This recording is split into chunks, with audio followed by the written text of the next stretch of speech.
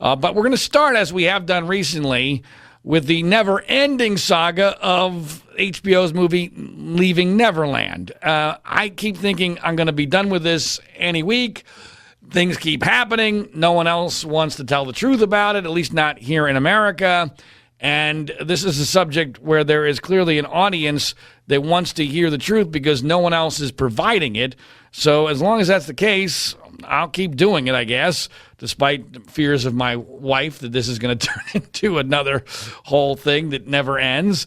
But this week there were several new developments, and they were mostly for the side of truth. Now, for those who have missed it, Leaving Neverland is the HBO movie that features two men, James Safechuck and Wade Robson, making horrendous sexual abuse allegations when they were children many, many years ago against pop icon Michael Jackson, who's now been dead for almost exactly 10 years. It was directed by a guy by the name of Dan Reed. And Dan Reed has really become the central figure, certainly in the last few days, because without his own screw-ups, then I'm not sure that the truth would have had much of a chance in this case, although now, because he is messing up almost on a daily basis, it may actually have a chance. He's making it up as he goes along. That's basically Dan Reed in a nutshell. And Dan Reed is a guy who is getting a pass from the media in America, partially, let's face it, because he's got an accent. I mean, we are just such a sucker for accents in this country that if you have anything close to resembling an English accent, it's already presumed that you're much more intelligent and far more credible. And also, even maybe more important than that, here in America, he has the blessing of Oprah Winfrey. So when you have an accent and you have the blessing of Oprah Winfrey, you're pretty much golden. Why this is the case, I have no idea. Because plenty of people with accents are not credible and not intelligent, and plenty of people that have gotten the blessing of Oprah Winfrey are not credible. Remember James Fry? I mean, James Fry, the fraudulent author that Oprah blessed several years ago. How do we not ever mention this anymore? How does this not become part of Oprah's permanent record? Oprah's also the woman who, in front of the Superdome in Louisiana after Katrina, claimed that babies were being raped in the Superdome, which never even made any damn sense. Not to mention there was no evidence of that, thankfully. So let's talk about Dan Reed. One of the biggest problems that I have had here in America as a columnist for Mediate, writing about all the things we've learned about what a fraud this film is, and that these two accusers are not remotely credible, is that there's this weird phenomenon of cowardice when it comes to the media, especially on issues revolving around sex abuse in general, child sex abuse in particular. And because there's cowardice, in order for the American media to do anything, they need cover. It's all about cover. It's all about protecting the gig. No one wants to get in trouble. No one wants to get Me Too'd. No one wants to, get criticized on Twitter, potentially lose their job because you can't find a new one in this environment. And once you're labeled with this, you're done. It's over. This is why I'm the guy standing up, because I'm a dead man walking. I don't care. I've already been incinerated so many times it doesn't matter to me. As Winston Churchill once said, the greatest exhilaration a man can experience is being shot without result. I've got so many bullet holes in me that I can't feel them anymore. So all I'm caring about is the truth. I'm not a Michael Jackson fan, but this is an obvious fraud, and someone needs to stand up. Well, even I have had difficulty doing so as much as I'd like, even though prior to this week I had written 3 fairly extensive columns for Mediate, all of which have been widely disseminated. Even though there's clearly an audience for the truth of this situation, there's absolutely a phenomenon that the media always looks to what the other media is doing. And so there needs to be other media who are saying the same thing if it's controversial. Otherwise, there's going to be a fear factor. And what's really interesting about Leaving Neverland is it's the foreign press that has done a far, far better job than the American press with regard to defrauding this film. And interestingly, and it's been all over the place. It's been France, Germany, Spain, the United Kingdom. But really, it was France that started this. Dan Reed did an interview in France where the interviewers clearly were not buying this. I mean, the best way I can summarize the French interviewer's reaction to Dan Reed, it was basically, what is this? How do you say this bullshit? I mean, that's basically the reaction to Dan Reed, because they actually looked at this, and the French clearly have a different standard for proving these kind of allegations. They don't stand for. It's awfully weird to me that the French, who, in my mindset, I grew up in a world where we thought of the French as being wimpy because of what happened in World War II and how they just caved to the Nazis. But in the politically correct world, the French actually are ballsier than most people, and they really let Dan Reed have it. And that, I think, kind of changed the narrative in Europe. Because then other European outlets started to come out of hiding and say, well, wait a minute, there's a lot of stuff surrounding this film that doesn't make a lot of sense, that's contradicted, that the narrative itself is contradictory in many ways. There's no corroboration. There's no proof. Reed's making all sorts of horrendous allegations without any evidence against a dead man who can't defend himself. And, that was all well and good. But then when Reed effectively called his own star accuser, James Safechuck, a liar and a perjurer because he changed by several years the date when he was abused, all to protect this obviously bogus story of Safechuck being abused in the second story of the train house at Neverland, which wasn't even built until 2 years after Safechuck says that his abuse ended. When Reed did that, I mean, that really changed the whole ball game. He's making it up as he goes and not. Because Reed doesn't seem to understand. He really doesn't. He's so dumb. I mean, he really is a dumb person, this Dan Reed, I think. I mean, he's incredibly desperate or very dumb or both. So instead of just saying, you know what, Safechuck got it wrong on where he was abused regarding the train house because he couldn't have, he decided to extend his age to 16 or 17 years old, which, as we talked about last week, doesn't make any damn sense based upon the entire narrative of the film. And in the United Kingdom, the tabloid press there, the major tabloid press, were all over him for this. They got it. They're like, wait a minute, hold on. Your whole film is about how Michael Jackson abused prepubescent boys and then moved on very quickly afterwards once they hit puberty. So how the hell does it make any damn sense when, number one, you're now claiming that James Safechuck, contrary to your film, contrary to his testimony, was abused all the way to the ages of 16 or 17 when he is very mature. He's larger than Michael Jackson. How does that make any sense? And also, there's so many other things that become problematic because of this. It's not just that your entire narrative is wrong. And by the way, the boys that you claim Michael Jackson moved on to, like Brett Barnes and Macaulay Culkin, they say nothing ever happened. So how does that make any sense? And then there's another issue, which even I was slow to catch on to. Because when the math changes, there's like a ripple effect. Okay, not only is Safechuck's story now blown to bits, not only is the narrative blown to bits, and by the way, Safechuck's credibility is blown to bits because he's lying even now, many years later, after he suddenly realized he was abused by watching Wade Robson on the Today Show in May of 2013, which of course is idiotic. That didn't really happen. But okay, if we're gonna buy into this fantasy, not only does it mean that, but now guess what else it means? If Safechuck is being abused till 16 or 17, it now means that there is significant overlap between the abuse of Robson and Safechuck, because Safechuck is only 5 years older than Robson. So if he's being abused till 16 or 17, that means Robson's now in the 11-12 range, which is right in the heart of his alleged abuse. But that goes against the entire narrative of the film, number one, and also goes against the idea that they had no idea that this was the case. Now, come on, can we please keep our story straight? The whole story of the movie is Michael goes one by one, he keeps them separate, and he immediately breaks up with them once they start to get, pubic hair.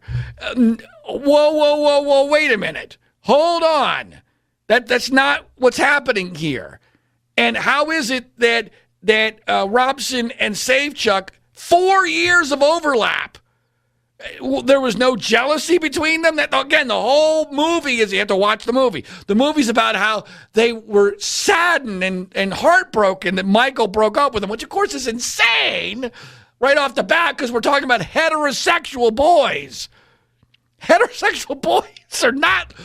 who clearly understand what sex is, understand that it's wrong, say things in the movie that indicate that they knew it was wrong. Like Robson says that Michael Jackson told him he would go to jail and that he would go to jail if anyone ever found out about this, yet somehow he doesn't understand that it's sex abuse until his therapist tells him in May of 2012, which is asinine.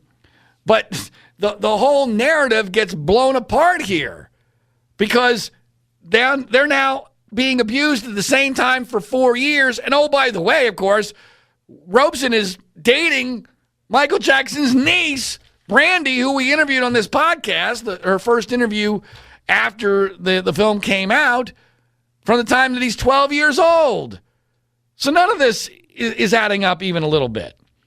And because the European press started to get all over this, and specifically the UK, even though it's the tabloids, that was enough for me to be able to go back to Mediate and say, okay, look, we've got all these things, most of which I've discussed before on the podcast, and now the UK press is jumping on it. Can I please summarize all the major problems in the film? And so I got permission to do that, and I put that column out, which I urge you to check out. And the column's title is about this very subject. This was the hook that I needed, which was, okay, why is it that the American media is pretending that this factual implosion of Leaving Neverland hasn't really happened? Well, the UK media, for instance, is all over this. That's the headline. And then I go through the major points, and there are lots of stuff I left out on purpose. It wasn't that I wasn't aware of it. I wanted to make sure we went with only the rock solid pieces of information that have been found out since the movie came out that directly contradict the narrative and make it very clear that these two guys are not credible. And I went into this presuming that they were. I always do. I always start from that presumption in any story like this. And then, I try to break it down. I go, okay, what is it that we really know? Why is it that we should believe them? What are the reasons why that maybe they are not credible? And I went from believing that most of this had to be true to believing that in all likelihood, none of it's true. And that this is a scam. This is a fraud. This is a Jussie Smollett level hoax that Dan Reed has fallen for. Now, is Dan Reed capable of falling for something like this? It's interesting. There's a guy named Charles Thompson, who is basically the British equivalent to John Ziegler. He's John Ziegler with a pretty British accent and probably a lot better level of intelligence.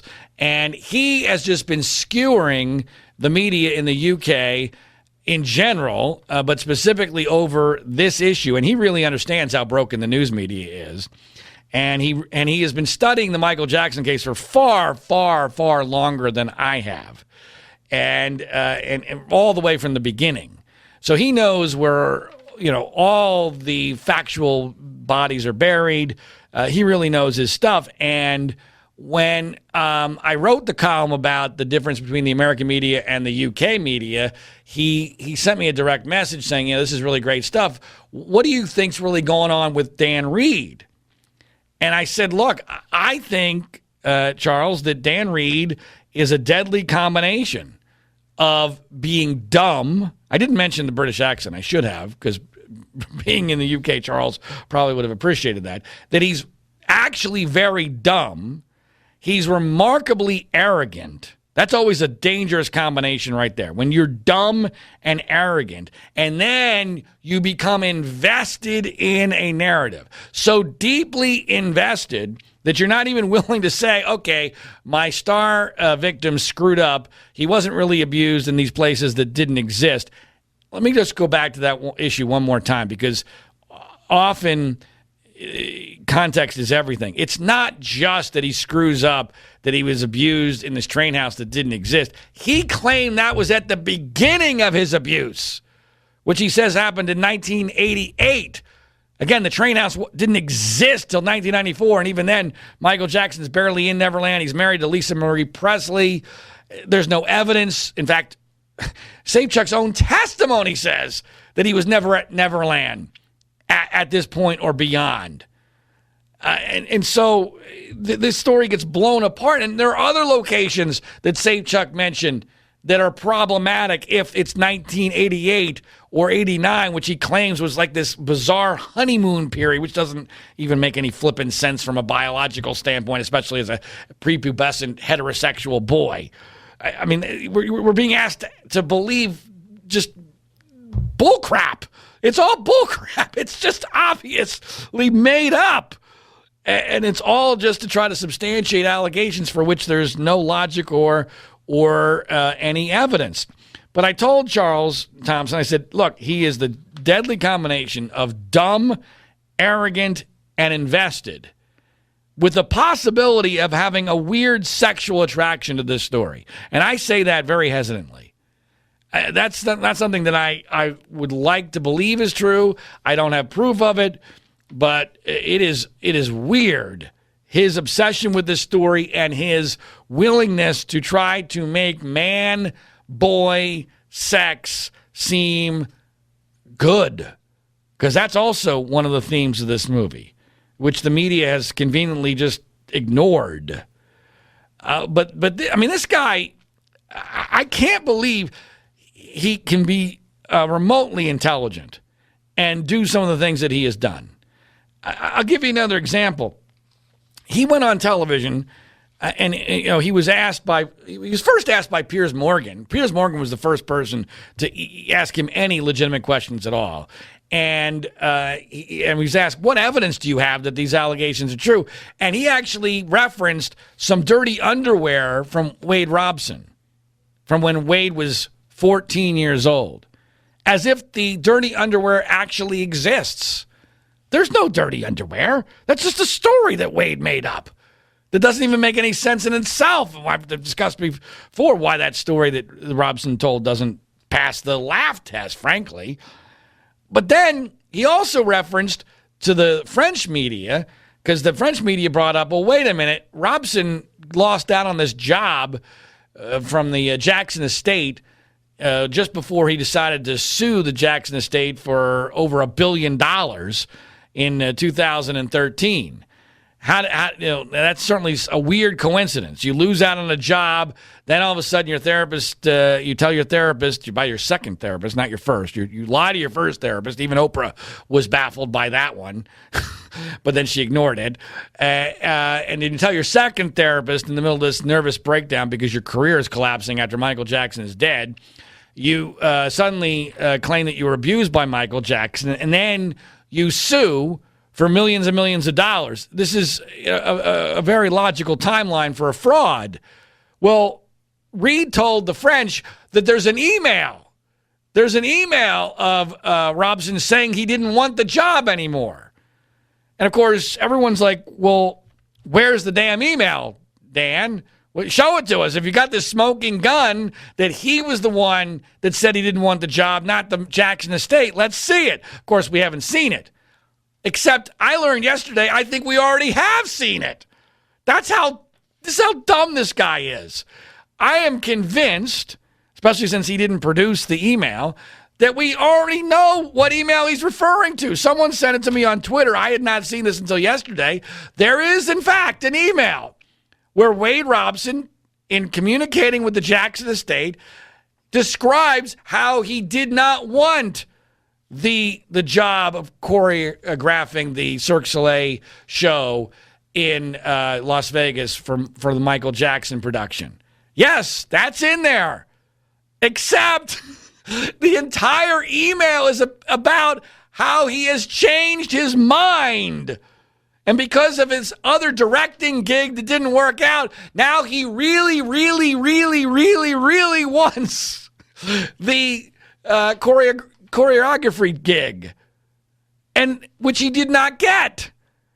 So what Reed is doing is he's taking like one or two sentences completely out of context. I guarantee this has got to be it, because otherwise we would have seen the email. Because this email, if you take it out of context, is exactly what Reed claims it is. Of course, you can't read the rest of the email, which provides you with exactly the opposite conclusion of what Reed wants you to have, which of course is why Reed won't release or focus on or tweet out this specific email, because unless you're, a total Idiots! Imbeciles! You will realize that this email doesn't say what Dan Reed wants it to say. It actually furthers the narrative of how desperate Wade Robson was, how much he wanted to work on the Michael Jackson show. This is in May of 2011, by the way. So this is almost exactly a year before Wade Robson suddenly tells his second therapist that he was abused by Michael Jackson. And even that date still doesn't make any damn sense, because as I put in the column, supposedly it was, I guess, May 8th of 2012, he tells his therapist that he was abused by Michael Jackson. There's a YouTube video that was posted in July of 2012, which, the best we can tell, would have been recorded, this interview, at least after May 8th of 2012, where Robson's still glowingly talking about how wonderful Michael Jackson was. And this was made public in YouTube in July of 2012. So Reed is clearly desperate. He's clearly, obsessed, and I think he's starting to panic. Now, I'm always wary because frankly, I think the media is being incredibly easy on him, especially in America. I mean, they've effectively decided that this is all off limits. Oprah said it was true, so it must be true. It's not worth it for us to revisit. It's old news. And so I'm always hesitant to go with the desperation narrative, but there are some signs that he's starting to crack. And one of them was yesterday. Something incredibly weird happened. And so often these stories get blown apart by social media. This is really weird, and I'm not 100% sure how to interpret it, but it seems pretty obvious that at some point yesterday on Twitter, Dan Reed changed his profile picture. Now, his profile picture had been a picture of him and his bald head, and he changes it to a photo of Michael Jackson shirtless in a bathing suit many, many, many years ago. He's like in his early or mid-20s, where there's a bunch of boys who are also shirtless in bathing suits who are all over him taking a photograph. Now, this is weird right off the bat as to why are you changing your profile picture to this photo of Michael Jackson? The implication, obviously, since you've just released a movie claiming that Michael Jackson is a serial child abuser, that this was somehow evidence that Michael Jackson is a serial child abuser. Well, the photograph is perfectly normal. Michael Jackson is in swim trunks. He's in a public place. Boys have recognized him. Oh, my God, it's Michael Jackson. Let's take a picture. That's all it is. There's no evidence that any of those people in the picture ever made an allegation against Michael Jackson. So it's absurd on its face, but it's weird that he made it the profile picture for Twitter. Except there's some evidence, and this is certainly circumstantial, but it would make some sense as to why he would do this, except he immediately removes the Michael Jackson photo as his profile picture once some Michael Jackson fans start to comment on it. So why would you do this and then immediately remove it and back off of it? Well, you might do that if it was a mistake. Well, why would you do that if it was a mistake? Well, here's the interesting coincidence. There's another Twitter handle which goes by the name of, I want to make sure I get this right, The Real MJ Story. And it's basically a Twitter handle that all it does is it tweets negative stuff about Michael Jackson and sex abuse. And guess which photo the Twitter handle for Real MJ Story has as its profile picture? You got it. It has the photo of Michael Jackson in the swim trunks being surrounded by boys many, many years ago. Bum, bum, bum. Logic would dictate that this is an indication that Dan Reed is actually running the Real MJ Story Twitter handle. Doesn't prove it. Doesn't prove it. Now, there's some other indications that it might be him. For instance, the writing style on Real MJ Story is similar to that of Dan Reed. The subject matter is obviously 100% consistent, but okay, that doesn't prove anything based upon the fact that this movie has gotten a lot of play. But there's a couple of other things.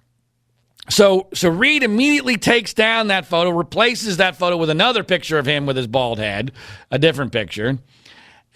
So that's consistent with the idea that this was a mistake.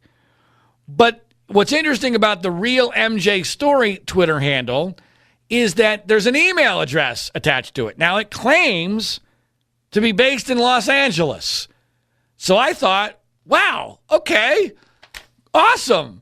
I'm going to email who's ever behind Real MJ Story, and I'm going to invite him on this podcast because Dan Reed will never have the courage to come on. I'd be happy to interview Dan Reed. I've made that offer numerous times on Twitter. I've never even gotten a response, of course, because he's terrified of me, because he knows that I would eat him up and chew him out. That's not even the right phrase. I would destroy him. He would be left in a puddle because he has no leg to stand on. So the reality is that Dan Reed's never going to do an interview with me, but I emailed this Twitter account. Now, you would think, let's be clear, if you're running a Twitter account for Real MJ Story and you're all about proving Michael Jackson really was a pedophile, that leaving Neverland is the truth, this is not a known Twitter account. It's not got all that many followers. You would think that being asked to be interviewed on a podcast of some note, especially one that's taken a position opposite of yours, you would think that would be like, yeah, this is awesome. It happens to be right here in Los Angeles. Let's do this. I'm going to prove my case. Instead, crickets. No response to my email request for an interview. Now, that makes no sense at all.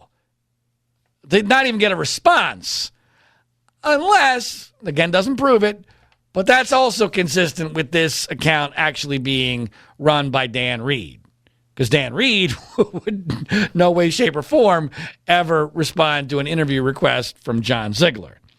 So what does this really mean? Well, first of all, it's an indication of what a small-time fraud this guy is. I mean, he's willing to clearly create a fake Twitter account to do his dirty work for him. And it's also an indication of how small time he is. I mean, this is not the kind of thing that a guy who's credible would be doing. But it's also very consistent with a guy who did no research on this at all. That's the most startling thing. His utter lack of research. I don't think he even knew Brandy Jackson existed. I think he had no idea. I think he was shocked when he found out that Wade Robson had actually been dating Michael Jackson's niece for 8 years, including during 2 years of the alleged abuse, and that it was a sexual relationship. And that's why he had a complete meltdown over Brandy Jackson. By the way, thankfully, some of the thawing in the media, and I don't know whether or not we've had anything to do with it or not, but we've certainly been trying to do our best. Some of the thawing in the media has now allowed Brandy Jackson to get a little bit more traction. Billboard did a very extensive and I thought mostly very fair interview with Brandy Jackson, a feature story from Billboard. Now, Billboard, you know, is not exactly known for its news coverage, but Billboard's important here because if you're thinking about what impact this Leaving Neverland fraud is going to have, it's on Michael Jackson's music and his legacy and how he's going to be treated in the future. And clearly, Billboard, being a music publication, is going to have a lot to say about that. And, you know, this is still a very serious problem for the Michael Jackson fans, the Michael Jackson legacy, the Jackson family. Just last night on Saturday Night Live, they did an entire sketch, which wasn't even funny, where they had a Michael Jackson impersonator, along with what appeared to be the Jackson 5 impersonators, pretending to be Frank Sinatra and Dean Martin on a cruise ship because no one wants to hear from the Jackson 5 or from Michael Jackson anymore. Again, if it had been funny, I would have been like, okay, ha, ha, ha, ha. But it's neither funny nor remotely factual that somehow Leaving Neverland has fundamentally altered the factual reality about Michael Jackson. But perception becomes reality. And when Saturday Night Live says it's now so toxic to be a Michael Jackson impersonator that a Michael Jackson impersonator is pretending to be Frank Sinatra, that's a problem. I mean, let me take this out of the theoretical and into the practical. We're in my small town here in Southern California, we do these summer concerts for free. Last year, one of the summer concerts was done by a Michael Jackson impersonator. Now, I'm not 100% sure the Michael Jackson impersonator was going to be asked back this year anyway, because they had a female, I don't know if you call him a co-host but they had a backup dancer who basically became the entire show because she was hot and she was scantily clad, and I think the family audience was a bit shocked by what effectively was her pole dancing during. Now, interestingly, the people in my age group who are male didn't really mind that part of the show. But I think some of the moms and maybe the children were a bit confused. So it's quite possible that Michael Jackson impersonator was not being asked back for this year. But let's just pretend that the backup dancer had not been part of this equation. The people making these decisions are not sophisticated people, all right? They're going to go with whatever is the easiest, least controversial avenue or option. And so if there's a resistance now in perception to having a Michael Jackson impersonator, guess what they're not going to do? They're not going to have the Michael Jackson impersonator. It's just not worth it. Why bother? You could go in any other direction and you're not going to get any grief. And so that's why this kind of perception is so toxic and so damaging. So, look, I am now 100% convinced that this movie is a fraud. This is a Jussie Smollett level fraud that's being perpetrated here. In much of the world, I think that message is at least gaining traction. It's not in America, and it won't in America unless and until Oprah Winfrey publicly changes her tune. How to make that happen, I have no idea. I think it is theoretically possible. My wife thinks I'm crazy, and she's not an Oprah fan, but my wife always thinks I'm crazy, so let's be clear about that. Of course, she was somebody who totally bought into Wade Robson and James Safechuck and no longer does because, after weeks of working on her, I finally convinced her that I'm right. So, if I change my wife's mind, which I can never do on hardly anything, I guess maybe there is some hope for Oprah. But Oprah really holds the key here. But thank goodness that Dan Reed is such a moron. Because if Dan Reed was not such a moron, there would be no chance. Dan Reed is by far the best weapon that the opponents of this movie have. So please keep talking Dan Reed. And we'll continue to update it, assuming anything has happened in the future on this. At some point, I want to detail what I think really happened in this whole saga, because I do think it's an interesting story, but I'm going to save that for a later day.